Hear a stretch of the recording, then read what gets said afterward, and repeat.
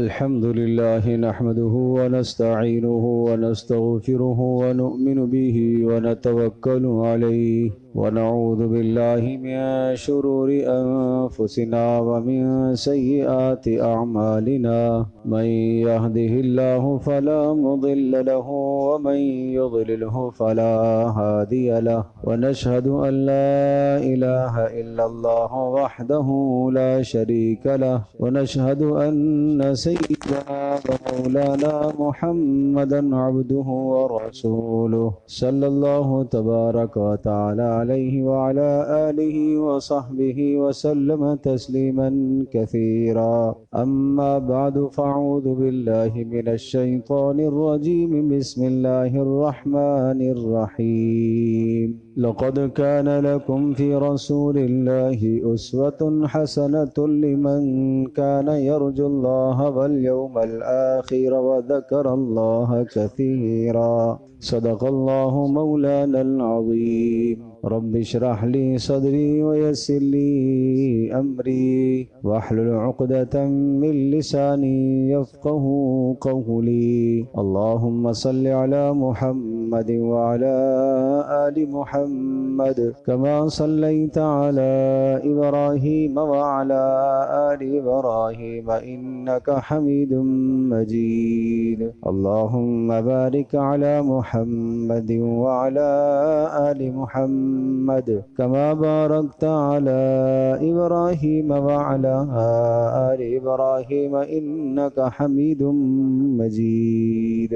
گرامی قدر حاضرین و سامعین، رسول اکرم صلی اللہ تعالی علیہ وسلم کی زندگی ایک جامع اور کامل اور مکمل ترین زندگی ہے، اور اگر اس دنیا میں کوئی شخص یہ چاہتا ہو کہ میں اپنے لیے کسی کو نمونہ اور مثال بناؤں زندگی کے کسی بھی شعبے میں، کوئی یوں کہتا ہے کہ میں بحیثیت شوہر ہونے کے کیسی زندگی گزاروں، تو اس کے لیے رسول اکرم صلی اللہ تعالی وسلم کی زندگی نمونہ ہے. کوئی شخص یہ کہے بحیثیت ایک شہری ہونے کے میں زندگی کیسی گزاروں، تو رسول اکرم صلی اللہ تعالی وسلم کی زندگی خوبصورت مثال ہے. کوئی آدمی یہ کہے کہ میں بحیثیت حکمران ہونے کے کس طرح سے زندگی گزاروں، رسول اکرم صلی اللہ تعالی علیہ وسلم کی زندگی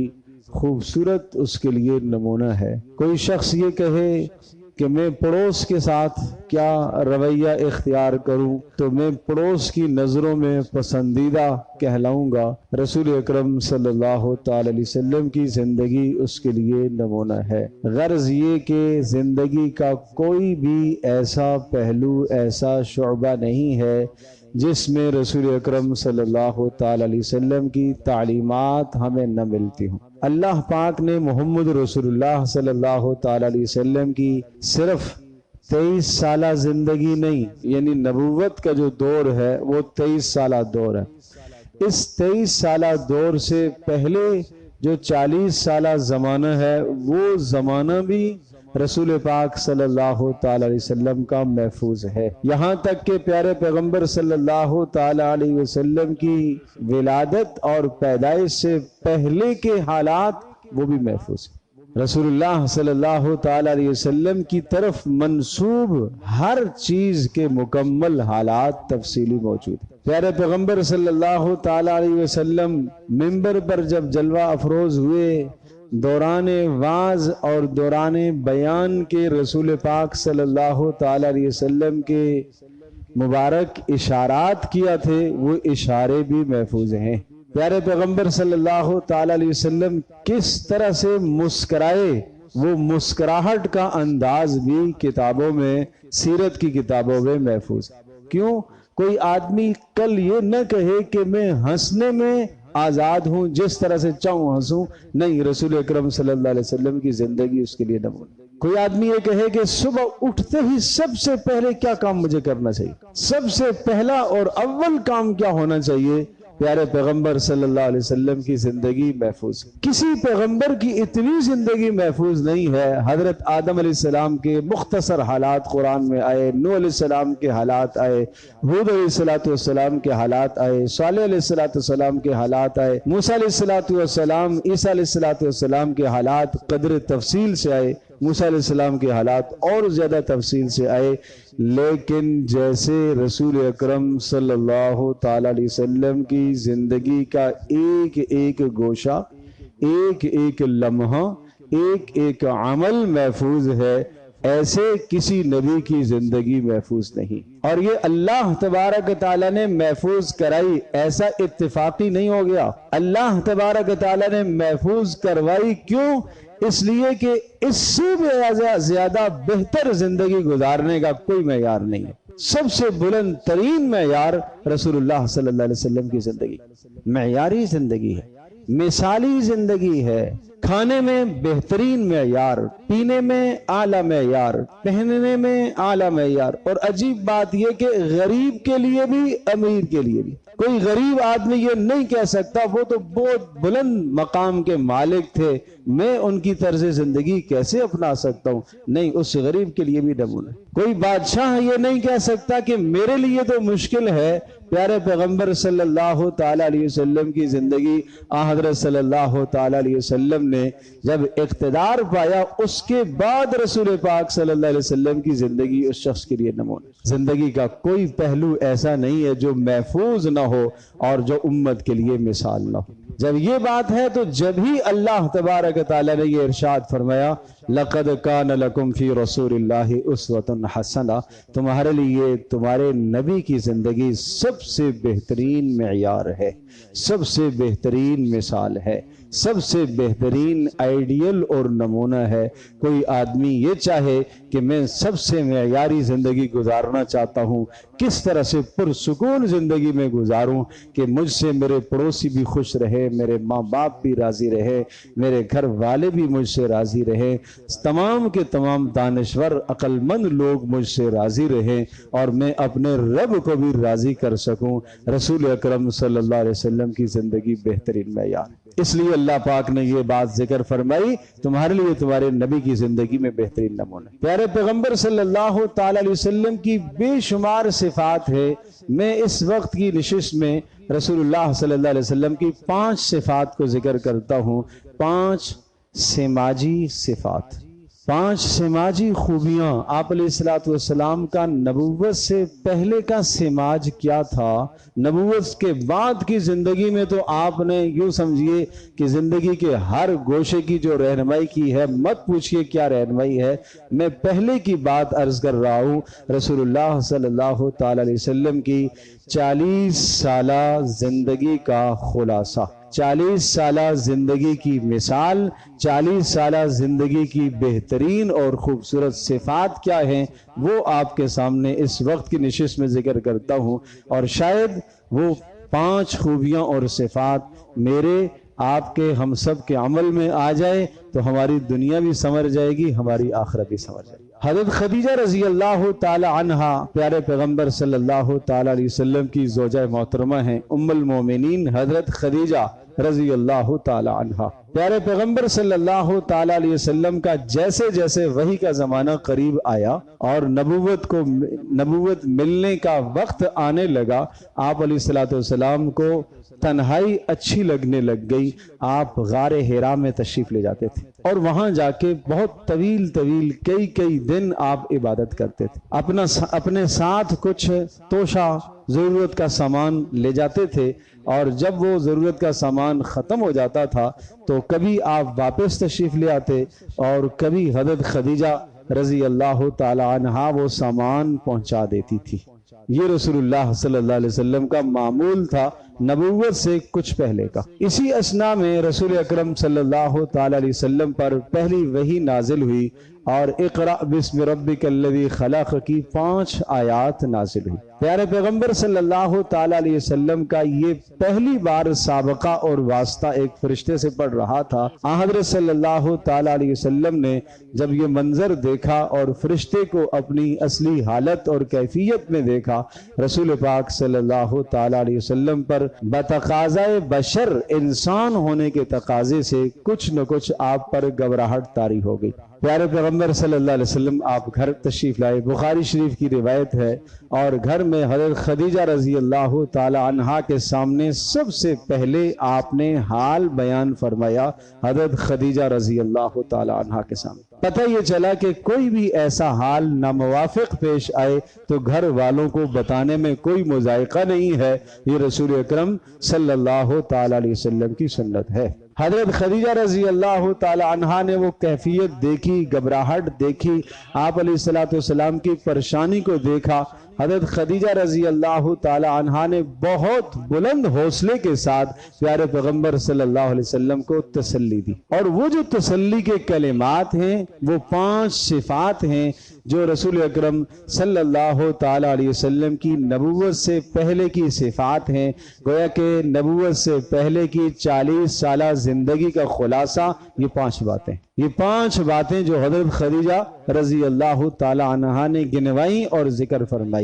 اور حضرت خدیجہ رضی اللہ تعالی عنہا پیارے پیغمبر صلی اللہ تعالی علیہ وسلم کی زندگی کو ایک عرصے سے دیکھ رہی تھی۔ آپ علیہ السلام کے معاملات، آپ کے اخلاق، آپ کے کردار سے بہت اعلیٰ طریقے سے وہ آگاہ اور واقف تھیں، اس لیے حضرت خدیجہ رضی اللہ تعالی عنہا نے رسول اکرم صلی اللہ تعالی علیہ وسلم کی وہ 5 صفات ذکر فرمائی۔ وہ 5 صفات ذکر کرنے سے پہلے ایک بات میں اور عرض کرتا ہوں، وہ 5 صفات ذکر کرنے کے بعد پھر رسول اکرم صلی اللہ تعالی علیہ وسلم کو اپنے ایک عزیز ورقہ ابن نوفل کے پاس لے گئیں، جو اس وقت کے بڑے عالم تھے، اور ان کو جا کر یہ بتایا کہ آپ اپنے بھتیجے سے حالات سنیے، ان کو کوئی واقعہ پیش آیا ہے۔ چنانچہ ورقہ ابن نوفل نے رسول اکرم صلی اللہ علیہ وسلم کی جب بات کو سنا تو پھر انہوں نے یہ فرمایا کہ یہ وہی پیغام ہے جو موسیٰ علیہ السلام پر آیا تھا، آپ کو مبارک ہو، آپ اللہ کے نبی ہیں۔ اور پھر ارشاد فرمایا کہ کاش کہ میں اس وقت زندہ ہوتا جب آپ کی قوم آپ کو مکہ سے نکالے گی، اگر میں زندہ ہوا تو میں آپ کی مدد کروں گا۔ رسول اکرم صلی اللہ تعالی علیہ وسلم نے تعجب کرتے ہوئے اظہار فرمایا، اب ہم مخرجیہ، کیا یہ لوگ مجھے نکالیں گے؟ تو پھر ورقہ ابن نوفل نے کہا کہ ہاں، ہر نبی کو اس طرح کی اذیت دی گئی ہے جو جب وہ مضمون لے کے آتا ہے اور دعوت حق کو لے کر لوگوں کے سامنے کھڑا ہوتا ہے تو اس نبی کو ستایا جاتا ہے، حالات اور پریشانیاں اس پر آتی۔ حضرت خدیجہ رضی اللہ تعالی عنہا نے جو باتیں ارشاد فرمائی ہیں وہ میں عرض کرتا ہوں۔ حضرت خدیجہ رضی اللہ تعالی عنہا کے سامنے رسول اکرم صلی اللہ علیہ وسلم نے آ کر وحی کا منظر جب بیان فرمایا اور اپنی گھبراہٹ کو اظہار فرمایا تو حضرت خدیجہ رضی اللہ تعالی عنہا نے ارشاد فرمایا، کلا واللہ لا یخزیک اللہ ابدا، ہرگز ایسا نہیں ہو سکتا۔ قسم کھا کر ارشاد فرمایا، اللہ کی قسم، لا یخزیک اللہ ابدا، اللہ کبھی بھی آپ کو رسوا نہیں ہونے دے گا، اللہ کبھی بھی آپ کو غمگین نہیں ہونے دے گا۔ غم آئے گا، اللہ تسلیاں دے گا، اور آپ کے غم کو زائل کرنے کا اللہ سامان پیدا کر دے گا۔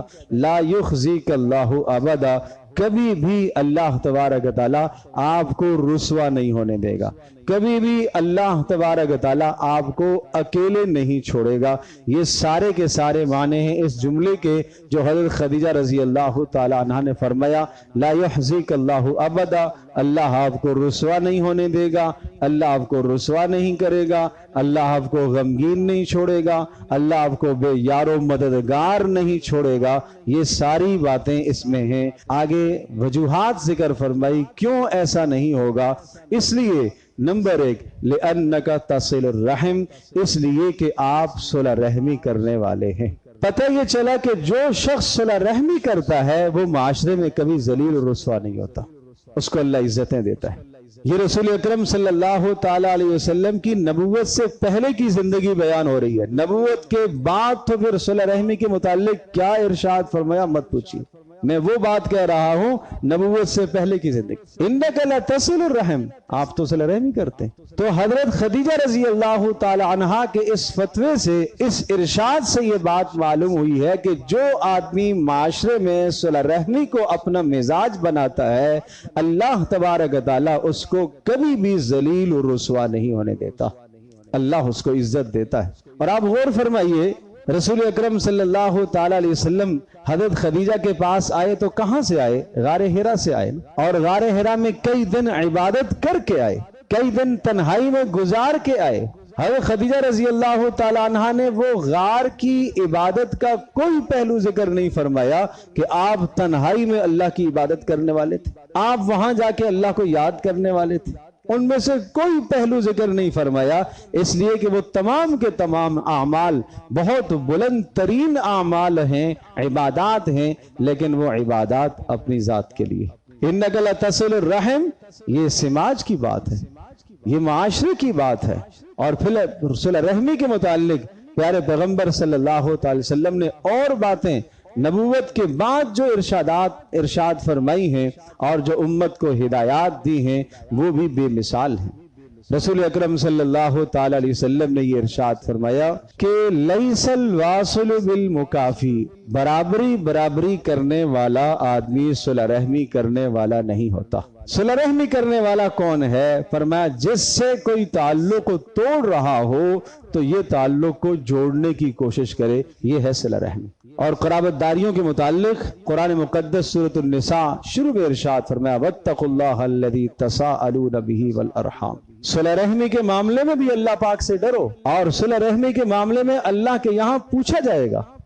اور یہ قرابت داریوں اور رشتہ داریوں کے معاملے میں اللہ کے یہاں پوچھا جائے گا کہ قرابت داریوں کے حقوق ادا کیے ہیں کہ نہیں، برادریوں کے حقوق ادا کیے ہیں کہ نہیں، بہنوں کے حقوق، بھائیوں کے حقوق، چچاؤں کے حقوق، ماموں کے حقوق. یہ جو رشتہ دار ہیں، قرابت دار ہیں، صلہ رحمی ہے، ان صلہ رحمیوں کے جو حق نہیں ادا کرے گا، نماز کے ہوتے ہوئے، روزے کے ہوتے ہوئے، تمام اعمال کے ہوتے ہوئے، اس کی عزت کی کوئی ضمانت نہیں ہے. عزت ملے گی اس صلہ رحمی پر. تو حضرت خدیجہ رضی اللہ تعالیٰ عنہ فرماتی ہیں لِأَنَّكَ تَصِلُ الرَّحِمِ، اس لیے کہ آپ تو صلہ رحمی کرنے والے. تو میرے عزیز دوستوں اور بزرگوں، میں درخواست کروں گا ہر آدمی اپنا احتساب کرے کیا رسول اکرم صلی اللہ تعالی وسلم کی یہ صفت اور یہ خوبی ہمارے اندر موجود ہے. اگر کہیں قرابت داری میں ہم کمزوری اختیار کر رہے ہیں، اگر کسی سے ہمارا تعلق ٹوٹا ہوا ہے، اگر کسی سے ہمارا تعلق کٹا ہوا ہے، رسول اکرم صلی اللہ تعالی علیہ وسلم کی سیرت طیبہ، آپ علیہ السلام کے اسوہ حسنہ کو سننے سمجھنے کا تقاضا یہ ہے آج ہی آپ پہل کریں اور اپنے تعلقات بحال کرنے کی کوشش کریں. آپ یہ نہ دیکھیں کہ میری بیماری پر وہ نہیں آیا تھا، آپ یہ نہ دیکھیں کہ میری خوشی پر وہ نہیں آیا تھا، آپ یہ نہ دیکھیں کہ میری غمی پر وہ نہیں آیا تھا، آپ یہ نہ دیکھیں کہ میری مشکل میں اس نے میرا ساتھ نہیں دیا تھا. ارے اس نے جو کچھ بھی کیا، مجھے کیا رسول اللہ صلی اللہ علیہ وسلم کی جانب سے پیغام ملتا ہے، مجھے یہ پیغام ملتا ہے کہ اگر وہ تعلق توڑ بھی رہا ہے تو میں اپنے تعلق کو اس کے ساتھ قائم کروں. یہ مجھے رسول اللہ صلی اللہ علیہ وسلم کی سیرت اور آپ کی سنت اور آپ کا اسوہ مبارکہ یہ مجھے نصیب ہوتا ہے اور حاصل ہوتا ہے. دوسری بات ارشاد فرمائی وَتَحْمِلُ الْكَلَّ، آپ صلہ رحمی کرتے ہیں. نمبر 2 وَتَحْمِلُ الْكَلَّ، آپ دوسروں کا بوجھ اٹھاتے ہیں. معاشرے میں جو بیوہ عورتیں تھیں ان بیواؤں کا رسول اللہ صلی اللہ علیہ وسلم بوجھ اٹھا لیا کرتے تھے، ان کی کفالت فرمایا کرتے تھے. جو یتیم بچے ہوتے تھے ان کی کفالت کر لیا کرتے تھے. اور جو شدید قسمہ پرسی کے عالم میں شخص ہوتا تھا پیارے پیغمبر صلی اللہ علیہ وسلم اس کا بوجھ اٹھا لیا کرتے تھے. کوئی شخص مقروض ہوتا تھا قرضے کی ادائیگی میں مدد کر دیا کرتے تھے. کوئی شک نہیں پیارے پیغمبر صلی اللہ تعالی علیہ وسلم کے ہاتھ میں اس وقت حضرت خدیجہ رضی اللہ تعالی عنہ کو تجارت سے پہلے بہت بڑا تو مال نہیں تھا، لیکن جو مال تھا اس مال کا ایک حصہ اس پر ضرور خرچ ہوتا تھا. بیواؤں کی خبرگیری میں، یتیموں کی خبرگیری میں، اور قسمہ پرسی کے عالم میں جو لوگ ہیں ان کے ساتھ تعاون اور مدد کرنے میں مال کا ایک حصہ پیارے پیغمبر صلی اللہ علیہ وسلم کا اس میں خرچ ہوتا تھا۔ تو ہمیں رسول اکرم صلی اللہ علیہ وسلم کی اس مبارک صفت سے، اس خوبی سے مجھے اور آپ کو کیا سبق ملتا ہے؟ ہم اپنے اقربا، اپنے اعزاء، اپنے رشتہ داروں، اپنے قرابت داروں میں تلاش کریں، اگر کوئی آدمی مالی اعتبار سے کمزور ہے بلا بتائے چپکے سے اس کے ساتھ مدد کر دے۔ اگر کوئی بیوہ ہے اس کی کفالت کی فکر کرے، اگر کوئی یتیم ہے تو اس یتیم کی کفالت کی فکر کرے، اس کی تعلیم اور تربیت کی فکر کرے۔ جس طرح سے اپنی اولاد کی تعلیم اور تربیت کی آدمی فکر کرتا ہے اور ضرورت سمجھتا ہے، اس طرح سے اس یتیم بچے کی کفالت کریں۔ آپ علیہ السلام نے فرمایا سب سے خوبصورت، سب سے بہترین، سب سے اعلیٰ گھر وہ ہے جس گھر میں کوئی یتیم ہو اور اس یتیم کی تعلیم اور تربیت کا بہترین انتظام ہو رہا ہو۔ یہ گھر سب سے زیادہ خوبصورت ہے۔ یہ جھونپڑا ہے، یہ خیمے والا گھر ہے، یہ بہت بڑا محل نہیں ہے، یہ 1000 گز پر بنگلہ نہیں ہے، یہ 500 گز کا نہیں ہے، یہ مختصر چھوٹا گھر ہے، لیکن اللہ کی نگاہوں میں، رسول اکرم صلی اللہ تعالی وسلم کی نگاہوں میں یہ گھرانہ جچنے والا گھرانہ ہے، اس لیے کہ اس گھرانے کے اندر ایک یتیم بچہ ہے، اس کی تعلیم اور تربیت کا خوبصورت انتظام ہو رہا ہے۔ اور پھر آپ نے ارشاد فرمایا شر البیت، بدترین گھر وہ ہے، بدترین گھرانہ وہ ہے، بڑا برا گھرانہ وہ ہے کہ جس گھر کے اندر کوئی یتیم بچہ ہو اور اس یتیم کے ساتھ برا سلوک کیا جاتا ہو۔ اس سے بڑھ کر کیا رسول اللہ صلی اللہ تعالی علیہ وسلم کی بڑی بشارت ہوگی۔ آپ علیہ السلام نے ارشاد فرمایا انا وکافل الیتیم کہاتین یوم القیامہ، میں اور یتیم کی کفالت کرنے والا جنت میں قیامت میں ایسے ہوں گے جیسے یہ 2 انگلیاں آپس میں ملی ہوئی ہیں۔ یتیم کی کفالت کرنے والا آدمی بھی میرے ساتھ ہی ہوگا۔ کیا یہ راستہ، اس راستے سے ہم جنت نہیں حاصل کر سکتے؟ کیا اس راستے سے ہم رسول اللہ صلی اللہ علیہ وسلم کا پڑوس نہیں حاصل کر سکتے؟ کیا اس راستے سے پیارے پیغمبر صلی اللہ تعالی علیہ وسلم کی محبت ہم نہیں حاصل کر سکتے؟ میرے عزیز دوستو اور بزرگوں، ہزاروں محبت کے دعوے کیجئے، ہزاروں عشق کے دعوے کیجئے، جب تک رسول اکرم صلی اللہ تعالی وسلم کی زندگی کو اپنی زندگی میں نہیں لے کر آؤ گے، وہ عشق کا، وہ محبت کا دعویٰ جھوٹا ہے، وہ سچا نہیں۔ اس لیے فرمایا وَتَحْمِلُ الْكَلَّةَ، یہ خوبی ہے، دوسروں کا بوجھ اٹھاتے تھے۔ تیسری خوبی فرمایا وَتَكْسِبُ الْمَعْدُومِ، اور معدوم لوگوں کو، جن کے پاس کمانے کا کوئی ذریعہ نہیں ہے، آمدنی کا کوئی ذریعہ نہیں ہے، ان کو کسی جگہ پر کھڑا کرنا، یہ رسول اکرم صلی اللہ تعالی علیہ وسلم کی خوبی تھی۔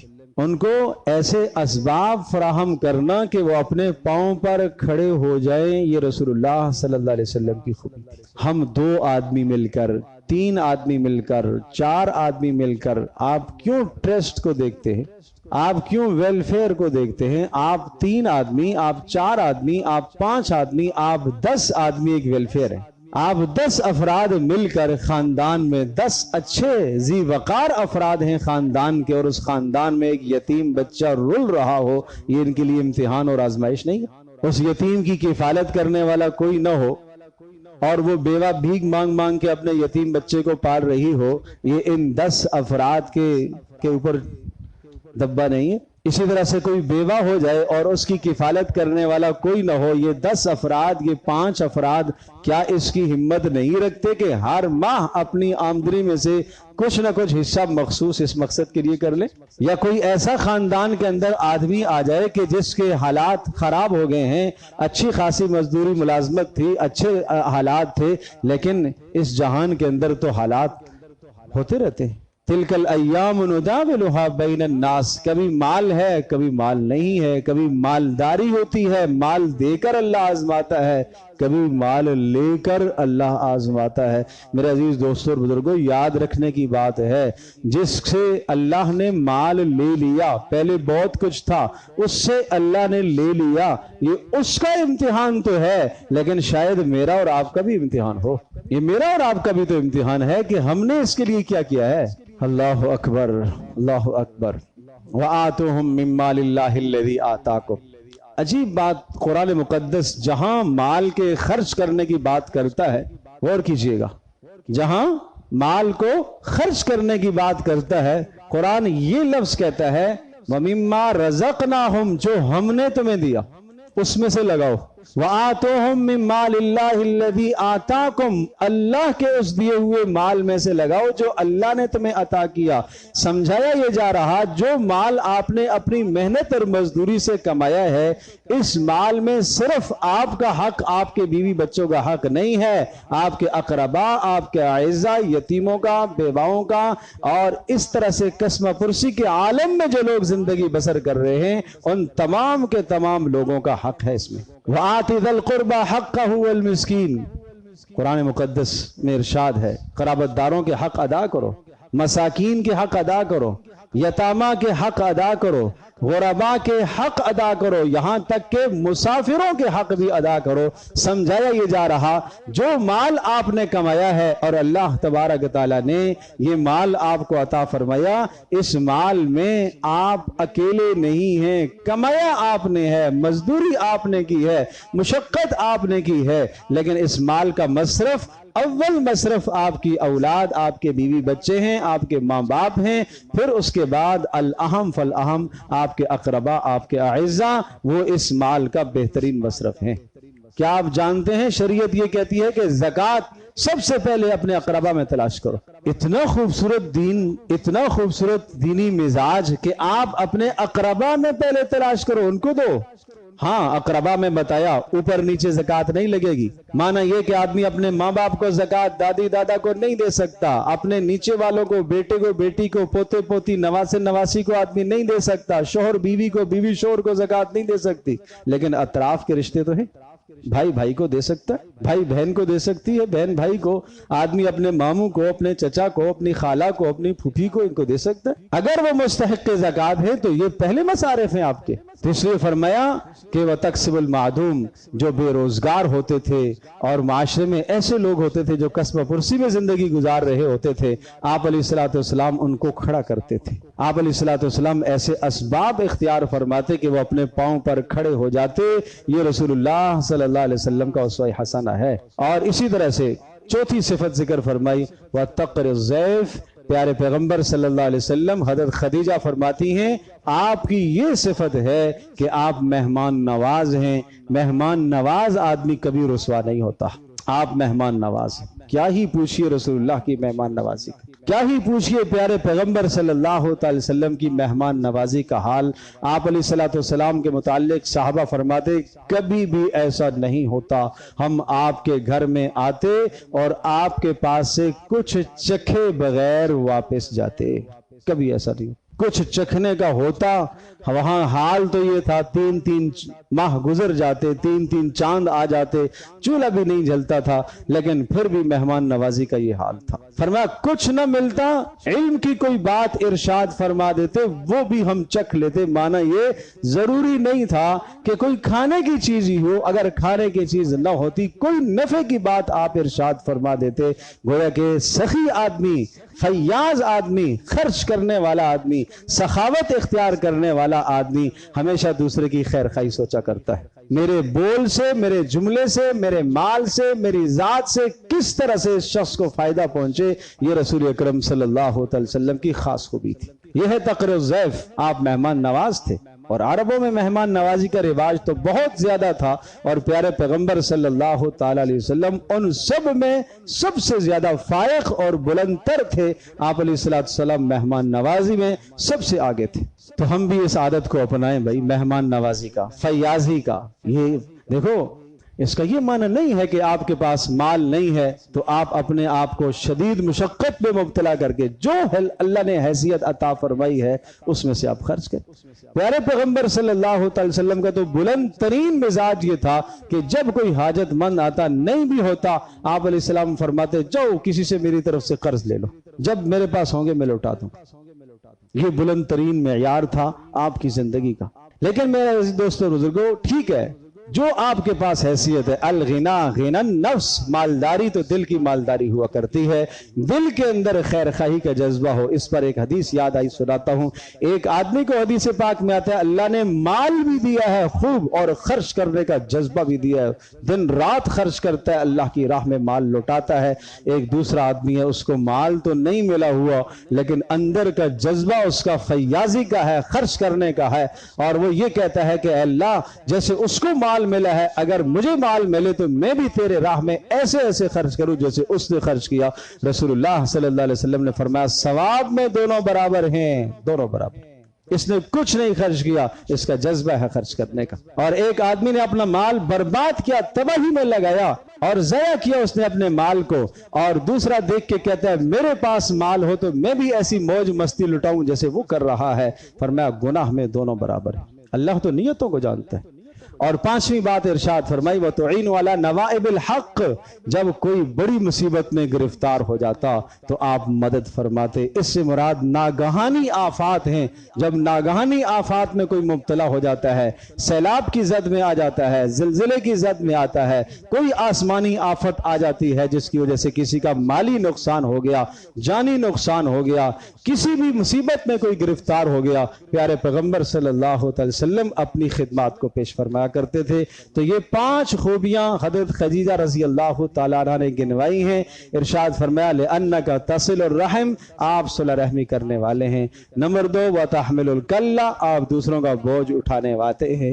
نمبر 3 وَتَقْسِبُ الْمَعْدُومِ، آپ بے روزگاروں کو روزگار فراہم کرتے ہیں۔ نمبر 4 وَتَقْرِضُ الضَّيْفِ، اور آپ مہمان نوازی کرنے والے ہیں۔ اور نمبر 5 وَتُعِينُ عَلَى نَوَائِبِ الْحَقِّ، اور ناگہانی آفات جب کسی پر آتی ہیں تو آپ مدد کرتے ہیں۔ ان 5 صفات کی وجہ سے کلا واللہ لا یخزیک اللہ ابدا، اللہ آپ کو کبھی بھی رسوا نہیں کرے گا۔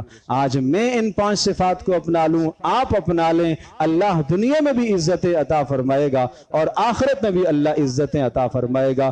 رسوائی کا کبھی منہ نہیں دیکھو گے اگر ان 5 صفات کو اپناؤ گے۔ آئیے ہم عزم کرتے ہیں انشاءاللہ ثم انشاءاللہ ان 5 صفات کو ہم سب کے سب اپنانے کی کوشش کریں گے۔ وآخر دعوانا الحمدللہ رب العالمین۔